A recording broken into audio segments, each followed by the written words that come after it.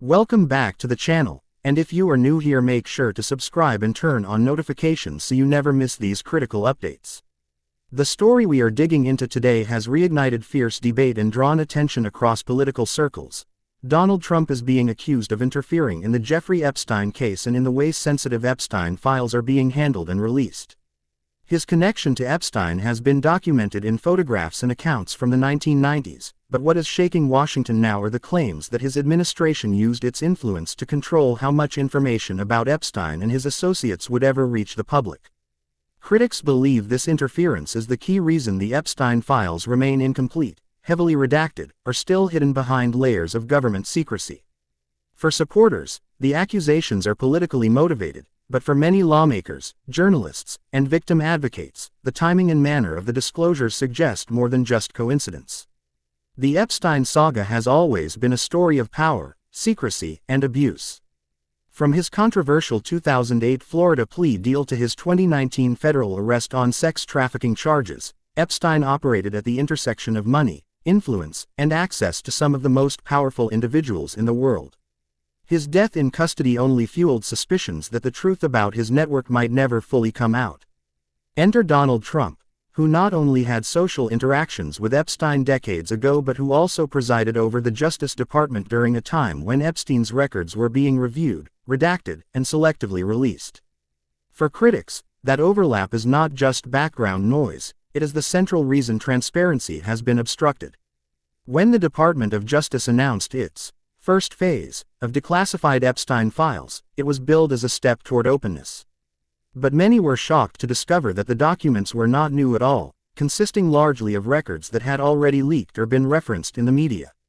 At the same time, the FBI released a memo summarizing its internal review, concluding that no client list existed, that there was no evidence Epstein had blackmailed elites, and that his death showed no credible signs of homicide.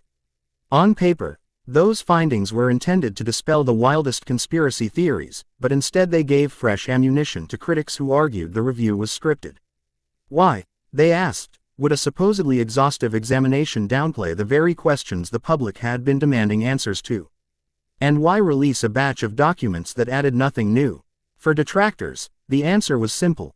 This was political damage control designed during Trump's presidency to shape the narrative and minimize fallout. The question of why the Epstein files are not being fully published is layered.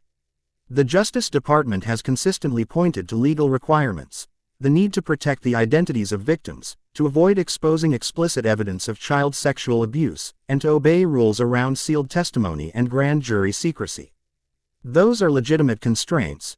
Federal law imposes serious penalties for revealing certain types of protected material. Officials also emphasize the sheer size of the evidence, with hundreds of gigabytes and tens of thousands of pages requiring line-by-line review. According to them, it is not obstruction but logistics and law. Yet that explanation has not satisfied lawmakers who say selective releases and long delays suggest political considerations were at work. Congressional committees have become battlegrounds over the issue. The House Oversight Committee managed to release over 33,000 pages of Epstein-related records, but even those were marked by heavy redactions. Lawmakers asked why it required congressional pressure to obtain the documents at all. Critics of the Trump administration argue that the executive branch stalled, dragged its feet, and strategically delayed disclosures until forced. The optics only intensified suspicions. A Justice Department run by Trump appointees, a history of controversial decisions connected to Epstein's earlier prosecution, and a pattern of secrecy that echoed prior scandals. The 2008 plea deal remains a central piece of this puzzle. Overseen by then U.S. Attorney Alexander Acosta, that deal allowed Epstein to serve minimal jail time and avoided wider federal charges. When Trump later appointed Acosta as his labor secretary, critics said it was a clear conflict of interest. The very official who had overseen Epstein's leniency was elevated to a top cabinet post. Although Acosta resigned in 2019 under pressure, the symbolism stuck. Trump's administration was intertwined with Epstein's history, and that raised alarms when decisions about what files to release and what to withhold were made under the same political leadership. Trump's personal connection to Epstein has long been scrutinized. Photographs show the two men together at parties in the 1990s, and flight logs have documented their overlapping social circles. Trump has since insisted he was never close to Epstein and claimed he distanced himself once Epstein's behavior became more widely known. But critics argue that proximity, combined with Trump's control of the Justice Department during critical review years, created an environment where full disclosure of the files was politically inconvenient. They say even if no direct order was ever given, the climate of loyalty and pressure that characterized Trump's administration could have influenced how DOJ officials approached transparency. The FBI memo itself became a lightning rod. In concluding there was no client list, no evidence of murder, and no blackmail, the memo conveniently addressed the three questions most damaging to elite figures. To some, this was proof that the review was aimed not at transparency but at narrative control. Media commentators asked why the memo was released without accompanying evidence, and why so much supporting material remained under wraps. The fact that the first phase release added little to the public record suggested that the intent was less about revealing truth and more about closing the book on speculation. Under Trump's leadership, they argue, the Justice Department chose to contain rather than expose. Supporters of Trump counter with a different view. They argue that no administration, regardless of who was in office, could lawfully release the entirety of Epstein's files because of the sensitive nature of the evidence. They point out that Democrats and Republicans alike have reasons to avoid a full, unredacted release since powerful figures from both parties appear in Epstein's orbit. For them, the idea that Trump personally blocked transparency is a partisan narrative rather than a substantiated fact.